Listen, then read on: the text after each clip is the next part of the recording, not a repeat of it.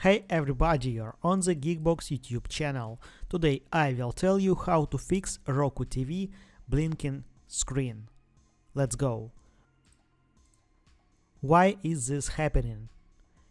In my case, it's about HDMI. Resolution for Roku 4K, HDMI 2.0 version.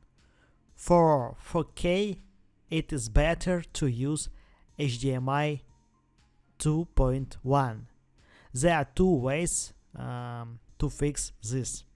Use HDMI 2.1 or lower the resolution.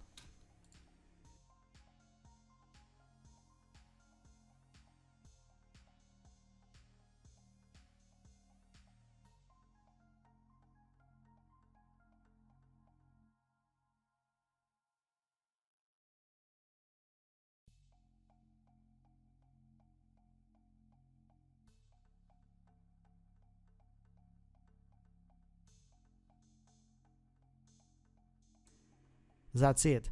Now you know how to fix Roku TV blinking screen. Thanks for watching. Please like and subscribe to the channel. Good luck and see you soon.